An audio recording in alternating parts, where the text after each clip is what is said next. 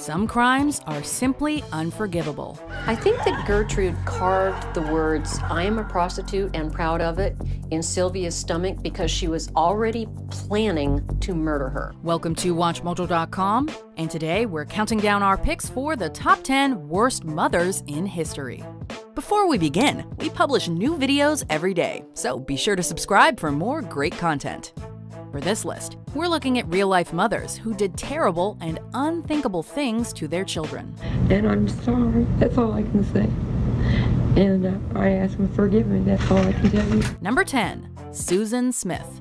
In 1994, Susan Smith reported that her car had been hijacked with her 14-month-old and 3-year-old son inside. I want to say to my babies that your mama loves you so much. Adding racial tension to the mix, she claimed they were taken by a, quote, black man. For the next week, she pleaded for their safe return and drew sympathy from the entire nation. 9 days later, she confessed to strapping her boys inside her car and driving it into a lake, where they drowned. Smith's confession caused nationwide outrage, and despite claims of postpartum depression, she was sentenced to life in prison. Number 9. Teresa Knorr. Knorr was a single mother of 6 who tortured her children. The abuse they experienced was so severe that it inspired the horror movie The Afflicted. Come on, open wide. I'm saying you gotta eat this. You gotta eat it. Although all 6 children were made to suffer, the eldest daughters, Susan and Sheila, received the worst of it. Susan was stabbed, shot, subjected to home surgery, and finally burned alive by her brothers at her mother's instruction. Knorr forced Sheila into prostitution and later hogtied and starved her to death in a closet.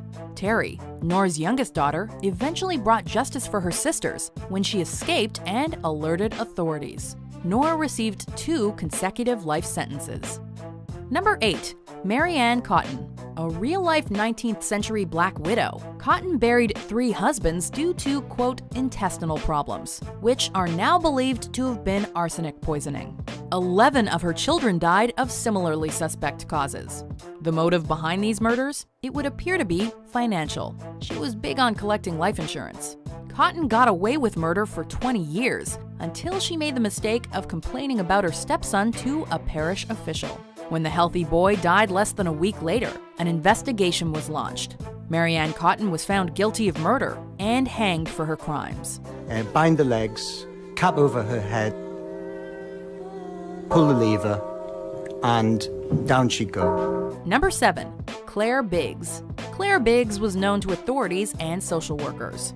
Her prior convictions, including drug abuse, led to the removal of her first child, but her second child, Reese, fell through the cracks. And so, he remained in the custody of Biggs and her boyfriend, Paul Husband, who had prior convictions for sexually assaulting a child. The infant would need to have been savagely beaten, as the autopsy showed 13 broken ribs, a broken shoulder, and wrist. Biggs and Husband were jailed for their crimes, but since the exact cause of death could not be determined, Biggs received just 8 years for assault, and Husband got a little over 2 years for neglect.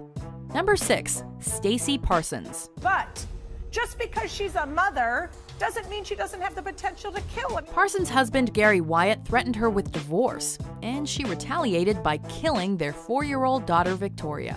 She drove Victoria to a bridge, where she stabbed her in the chest, delivered blunt force trauma to her head, and drowned her. Parsons then placed her in the trunk of her car, where she was found by Wyatt. The distraught father attempted CPR, but Victoria was already dead. Family members say that Parsons was always jealous of Victoria and was disappointed that she wasn't a boy.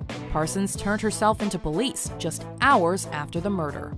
Number 5. Casey Marie Anthony. Once labeled the most hated mom in America, Anthony says she knows many people still think she killed Kaylee. When a child suddenly goes missing, most parents would be on the phone with police within an hour. But Casey Anthony apparently waited a month. In fact, it was her mother who alerted authorities. Anthony also lied to police multiple times when they were looking for the 2-year-old. When young Kaylee's remains were found, her death was ruled a homicide, and Anthony was the prime suspect.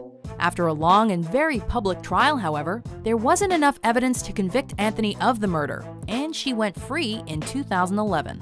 Public outcry following the verdict was significant, as many felt Anthony was directly responsible for the murder. Number 4. Belle Gunness. This 19th century criminal might remind you of Mary Ann Cotton. Gunness mainly killed men, starting with her husbands, to claim insurance money. Her children and stepchildren were used as pawns, and she killed them when it suited her. She went so far as to put advertisements in the newspaper calling for male partners to help at her farm, only to kill and rob them. When henchman Ray Lamphere threatened to expose her, she staged a fire that killed her 3 children and seemingly planted a female body to fake her own death. She had withdrawn most of her money shortly before the fire, and though there were countless sightings, she was never verifiably seen again. Number 3. Gertrude Baniszewski. Lester and Betty Likens left their teenage daughters Sylvia and Jenny in the care of Gertrude Baniszewski while they worked with a traveling carnival. When payments for the girls' care came late, Baniszewski's true character was revealed, and she began physically and emotionally abusing the girls, particularly Sylvia. She encouraged her own children and those from the neighborhood to torment the girl. Sylvia lived through various tortures, suffering burning and blunt trauma, until she eventually died. Baniszewski served just under 20 years in prison, while her children were also prosecuted for their roles in the murder. The case inspired multiple novels, including The Girl Next Door. Number 2. Ka Yang. This mother of 4 took her 2-month-old daughter Mirabelle and put her in a microwave for up to 5 minutes. Mirabelle suffered severe burns, her internal organs were damaged, and she died as a result. Yang, who had been suffering from epilepsy, claimed she was having a seizure and was unaware of her actions. Despite her defense, she'd been inconsistent with her account of the events, telling police that she dropped Mirabelle on a space heater. When police found a pacifier in the microwave and radiation was discovered in Mirabelle's stomach, Yang admitted to killing her baby and was sentenced to life in prison for first-degree murder. Before we unveil our number 1 pick, here are some honorable, or in this case, dishonorable mentions. And I want to tell you something else. I'm fighting for his freedom. I've written to the governor and to everybody, and I'm never going to rest until I set him free. Will you please sit down? Maybe in their innocent years, God would take them up. Number 1. Sanae Shimomura. This single mother of 2 was tired of taking care of her 3-year-old daughter and 1-year-old son, so she repeatedly left them alone in her apartment while she spent time with her boyfriend. She would typically leave the children for a few days, but in June 2010, she simply didn't go home. Concerned neighbors could hear the children crying, and social services reportedly passed by. But finding no one home, the children were never rescued. After a month locked in the apartment, their bodies were discovered, the children most likely having starved to death. Shimomura was sentenced to 30 years in prison for her crime.